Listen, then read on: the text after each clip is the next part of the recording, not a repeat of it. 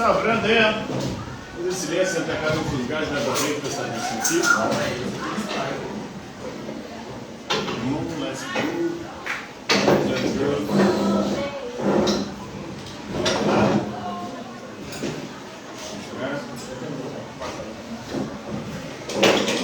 Dando continuidade ao nosso estudo da filosofia contemporânea, hoje nós vamos falar de um filósofo que veio na transição do século XIX para o século XX, de 1864 a 1936, um filósofo espanhol chamado Miguel de Unamuno.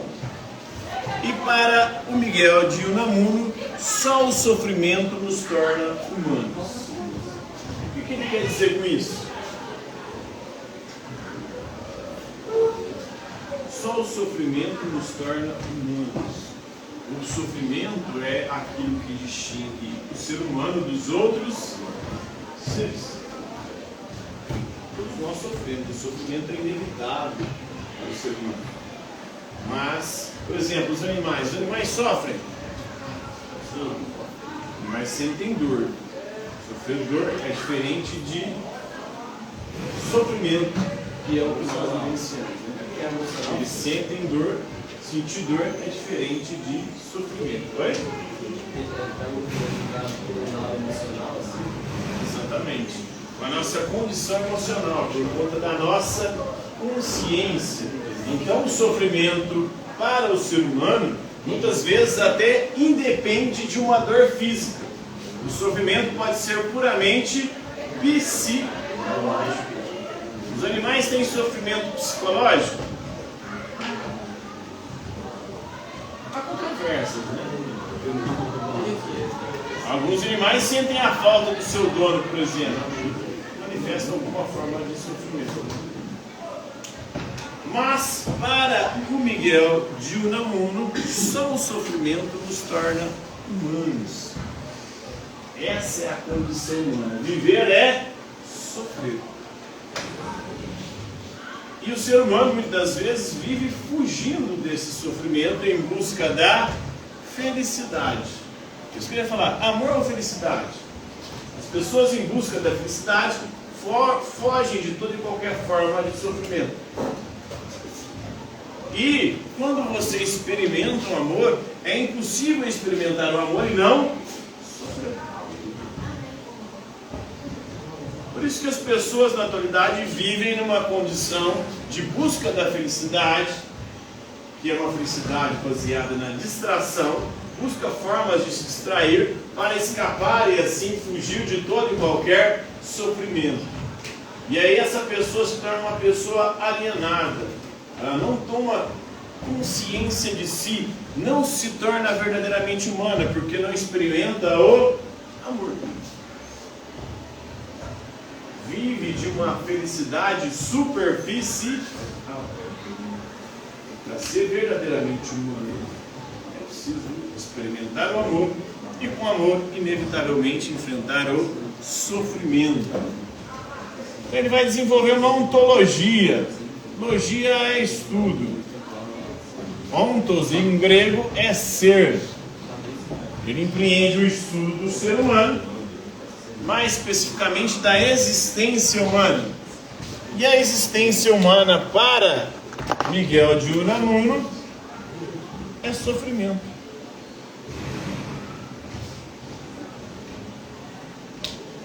É o sofrimento que nos torna humanos.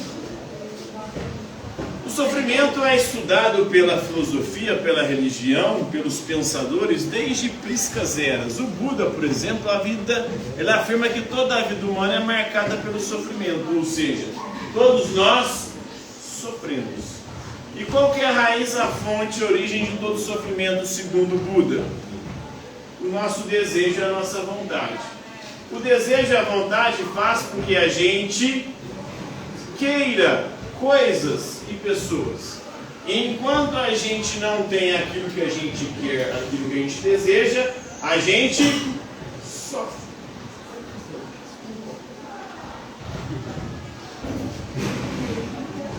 Então, o sofrimento é por conta da falta daquilo que a gente deseja. Seja coisas, seja pessoas. E para o Buda, mesmo depois que você conquista as coisas que você quer e que você deseja, ou as pessoas, você vai continuar sofrendo. Por quê? O desejo humano ele é insaciável. Depois que você conquista aquilo ou aquela pessoa que você queria, você vai sofrer agora de tédio, você vai enjoar. Você quis muito alguma coisa, você quis muito conquistar alguém. Depois que você tem aquilo que você conquistou alguma pessoa, você fica entediado com ela. Você enjoa. E passa a desejar coisas e pessoas diferentes.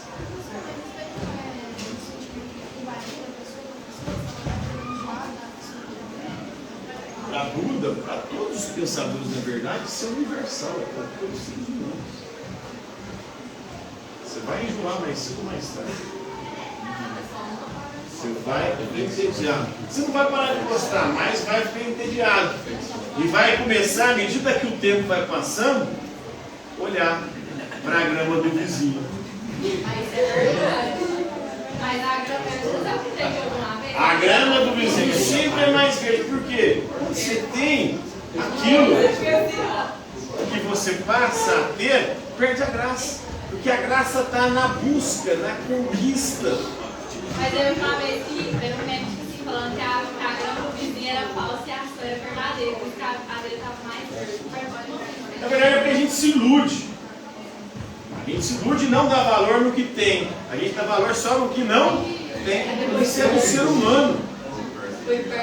Por mais que o que você tenha seja muito mais valioso do que o do outro, o do outro você não tem. E aí, por você não ter, passa a ser mais valioso. É até a lógica do mercado. O capitalismo funciona em cima disso.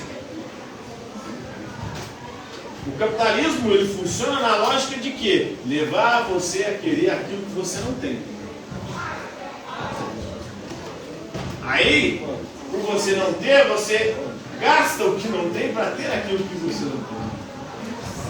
Porque o consumismo é gastar o que você não tem, para comprar o que você não precisa, para aparecer e para agradar quem você nem gosta. Então o problema não está no que você quer, mas no que você dá valor. Então é só você dar valor para fazer certo. Mas o problema está aí, né? Por mais que você passe a dar valor, você não vai deixar de sofrer a tentação de ter aquilo que você não tem. E não vai conseguir escapulir também de se entediar com aquilo que você já tem. Você acabou de falar sobre o valor que você acha. O sistema capitalista trabalha com isso. Ele trabalha com a nossa insaciabilidade. Ou seja, nós somos essencialmente insaciáveis. Nada nem ninguém vai conseguir satisfazer o nosso desejo. Existe uma vontade cega, insaciável que nos move. Por mais que você passe a dar valor, tem muita gente que faz isso, né? Tem relacionamento, eu dou valor. Mas nem por isso ela dá valor e continua, e não trai ou permanece ali. Mesmo assim, ela vai sofrer tentações. Ela vai se entediar, vai sofrer frustrações. Todo relacionamento, à medida que o tempo passa, vai passar por isso. O problema é que as pessoas querem só a felicidade. E a felicidade você só pode ter com o quê? Buscando sempre coisas diferentes. Se alienando. Tentando fugir do amor. O amor implica sofrimento.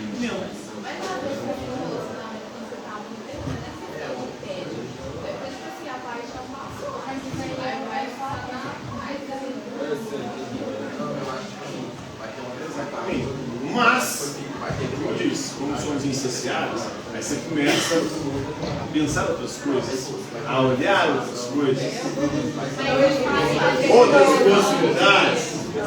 Você começa a se questionar: será que eu estou fazendo a escolha certa? Será que é mesmo a pessoa da minha vida? Será mesmo que é isso que eu quero para mim?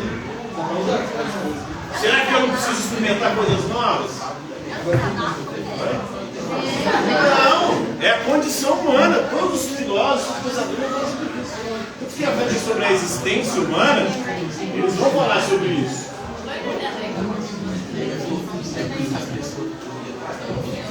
que o Buda já falava isso lá em 500 a.C. Antes de Jesus, o Buda já falava isso. O Buda é o fundador de uma religião, se deve faltar o fundador do budismo. Outro que vai pensar e refletir sobre a questão dos sofrimentos. O Santo Agostinho ele pergunta como pode haver sofrimento no mundo criado por um Deus misericordioso e todo-poderoso. Se Deus é bom e quer o nosso bem, por que nós sofremos? Mas a maldade, ela para existir de alguma forma. Porque vamos pensar na questão do mal. A maldade está relacionada ao mal e o sofrimento ao mal. Se Deus é bom, de onde vem o mal? O mundo não tem poder de criar, só Deus é criador. O que é criar? Fazer algo a partir do nada. Então as pessoas, elas escolhem, fazem escolhas. Eu não crio o mal, eu escolho o mal. Se eu escolho o mal é porque o mal já existia antes de mim. Não fui eu que o criei. Quem criou o mal? Professor, esse negócio de criar o mal não existe. O mal é ausente do bem. Não, essa é uma explicação pela tangente, é uma fuga. O Santo Agostinho vai falar isso, tentando fugir do problema. Porque o mal existe. O mal é fato, o mal é real. A gente sofre, a gente se fode. E muitas vezes nem por conta de nossas escolhas, por conta de escolhas de outros. A escolha de outros ferra com a vida de quem não tem nada a ver com a história. Então existe dor, existe sofrimento. O Santo Agostinho vai falar isso, né? Ele vai falar, o que nós chamamos de mal não é o mal, é um bem menor. Então você quer falar que sofrer é um bem? Dor é um bem? A morte é um bem? É um bem menor diante de bens muito maiores que Deus tem para nós. Ou o mal não existe em si, o mal nada mais é do que a ausência de bem. É como a luz e a escuridão, ele vai falar. A escuridão não existe em si, a escuridão é a ausência de luz. Isso aí é sair pela tangente. A escuridão existe sim. São duas coisas antagônicas. Assim como o bem e o mal existem.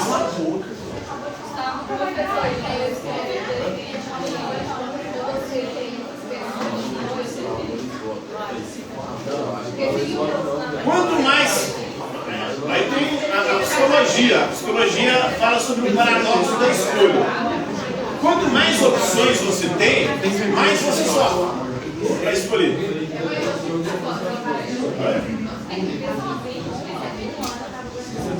Não, a questão da escolha ela gera um paradoxo. Teoricamente, ter muitas possibilidades de escolha deveria nos deixar felizes, porque isso revela a nossa liberdade, nossa livre-arbítrio. Mas na verdade não, isso nos angustia ainda mais. Quanto mais possibilidades de escolha você tem, mais você sofre. Porque mais possibilidades você tem ou de renunciar, ou mais renúncias você vai ter que fazer. E quando você escolhe uma coisa, você tem que renunciar a todas as outras. Então renunciar ao B.O. Não. E a gente não consegue calcular qual de todas as possibilidades vai nos satisfazer mais. Aí tem o kicker, que é o outro, que vai falar o seguinte. A angústia precede a escolha, porque você não sabe o que escolher, e fica com medo do que vai escolher. E sabe que escolhendo você vai ter que renunciar. E depois da escolha feita, vem a angústia precede a escolha, depois da escolha feita vem o desespero. Você percebe que não era aquilo que você queria. Depois de algum tempo com aquela escolha. Então, por isso que viver é sofrer. O sofrimento é o que nos torna humanos. Está entendendo por que ele fala que só o sofrimento nos torna humanos? Porque ele é inevitável. Por mais que você tente fugir, buscando a felicidade, distrações, você vai sofrer. A felicidade plena não. O Schopenhauer, um outro filósofo, vai falar o seguinte: o que nós chamamos de felicidade nada mais é do que uma gota no oceano de sofrimento que é a nossa existência. Então a felicidade são momentos. São momentos que você experimenta alguma alegria. Mas a felicidade plena aqui não existe. Se você for cristão, ou religioso, você pode acreditar que há essa felicidade, mas num outro plano. Como o cristianismo diz que esse mundo é um vale de lágrimas. A gente está aqui é para sofrer. Nossa, tem esse lascado. Então, Santo Agostinho ele pode tratar a gente, né? Ele diz assim: eu não sei explicar, o mal é um grande mistério. Tenta sair pela tangente dizendo que o mal é a ausência de bem, mas isso não resolve o problema. Porque a própria Sagrada Escritura fala sobre o mal. Nós vemos o mal se manifestando na nossa vida, na realidade, muitas vezes independentemente das nossas escolhas. Um terremoto, por exemplo. O que eu fiz com um terremoto com vocês e tragasse minha família, matasse todo mundo, um tsunami, um avião caiu, né? Aí tem gente falar, graças a Deus, né, eu tinha comprado a passagem daquele voo e não fui. Perdi o voo, o avião foi cair. Então, graças a Deus. Deus, para salvar a sua vida, matou 300? Que Deus é esse, velho? Então é graças a Deus. Ele salvou a sua, matou 300 caras no avião. Em 1940, o escritor estudioso irlandês C.S. Lewis explorou a questão do sofrimento também, do problema do sofrimento. Ele vai falar que o sofrimento é parte da condição humana. Viver é sofrer. O sofrimento para nós seres humanos é inevitável. E é ele que nos torna humanos. A filosofia do sofrimento de Unamuno influencia os escritores espanhóis como o Garcia Lorca, o Ramon Jiménez, o britânico Graham Greene, e ele vai falar sobre isso. Amor ou felicidade?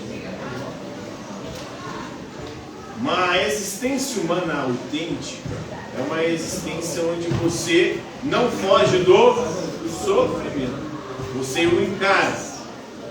Por quê? Porque ele faz parte da nossa condição.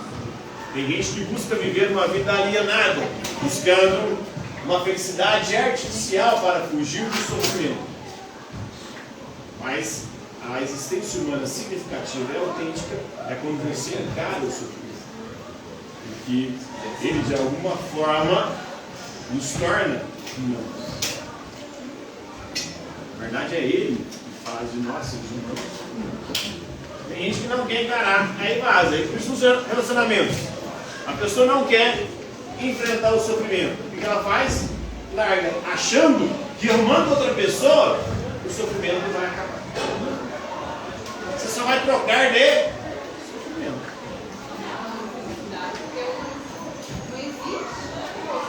Não, ele vai dizer que a felicidade, essa que a gente busca sem sofrimento, é uma ilusão. Não é verdadeira felicidade. A verdadeira felicidade é quando você tem consciência de que há sofrimento. O sofrimento é inevitável. Tem a falsa felicidade, a felicidade que é uma ilusão, essa felicidade que é fundamentada em distração. Ah, vou sair, beber, vou usar coisas, né, para poder alterar meu estado de consciência e ficar alegre ali. Essa felicidade é ilusória, vai passar. E muito rápido vai trazer o sofrimento. No dia vem a ressaca, você sai, enche. Eu de cachaça, no outro já vem o sofrimento. Eu vivencio isso que está acontecendo. Sai o chá pro melão, no outro dia, merda.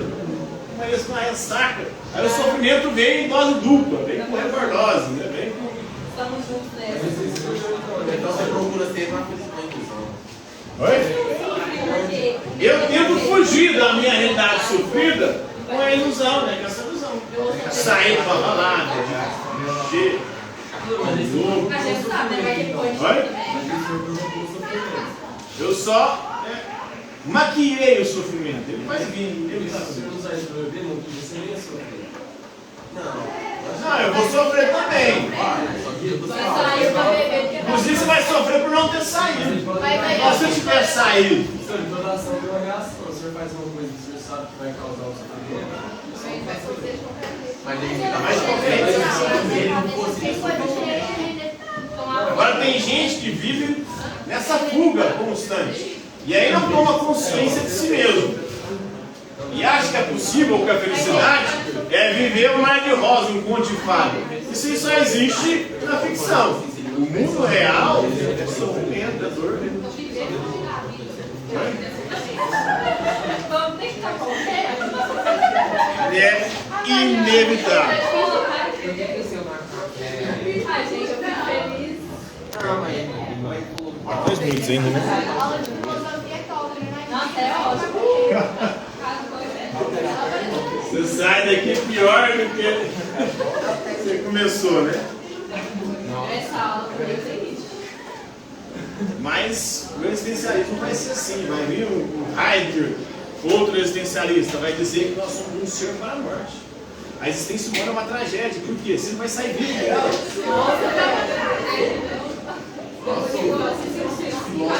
E aí você percebe o seguinte, né? Você vai morrer e você não foi você. Você viveu uma vida, segundo Heidegger, tentando satisfazer os outros, ou se adequar à expectativa dos outros. Aí você viveu uma existência inautêntica. Isso começa desde cedo. Em casa você não pode ser você tem que ser quem seus pais querem que você seja. Você vem para a escola, você não pode ser você tem que ser quem os professores querem que você seja. Você vai para o trabalho, no trabalho você não pode ser quem você é, você tem que ser quem seu patrão quer que você seja. Você arruma um relacionamento, você tem que mudar para se enquadrar no relacionamento, você não pode ser você tem que ser quem seu parceiro quer que você seja. Aí de repente você pensa, peraí, eu vou morrer, minha existência é finita e eu não fui eu. Eu vivi conforme a vontade, o desejo, as expectativas e os projetos dos outros. Isso causa sofrimento, angústia. Mas aí esse sofrimento é bom, porque faz você despertar. Peraí, será que eu estou sendo eu mesmo? Porque existir, a palavra vem do latim, significa projetar-se, ou seja, sua vida tem que ser um projeto de você mesmo. Quando você vive de acordo com projetos, expectativas alheias, você está vivendo de forma inautêntica. Mas você faz isso porque você quer. Vai? Mas você faz isso porque você quer. Então, de algum lado, Entre aspas, né? A maior parte das pessoas não tem nem consciência disso. Nem para pensar nisso. Por quê? Vive buscando distrações. As pessoas não param para pensar, porque pensar também faz sofrer. Quanto mais a gente pensa, mais a gente sofre. Quando você deita o travesseiro lá, dormir é muito mais fácil. Por que tu não dorme? Não, mas você começa a pensar. Aí começa a sofrer. Inclusive, uma das doenças do mundo moderno é a ansiedade. O que é a ansiedade? É a síndrome do pensamento acelerado. O ansioso, ele pensa demais. E tenta se antecipar. E antecipa o sofrimento. Ele sofre 2 vezes. Ele sofre antes e depois. Oi, eu tô dormindo direito também, não. Oi, eu tô. Você, todo mundo pegou, eu falei, eu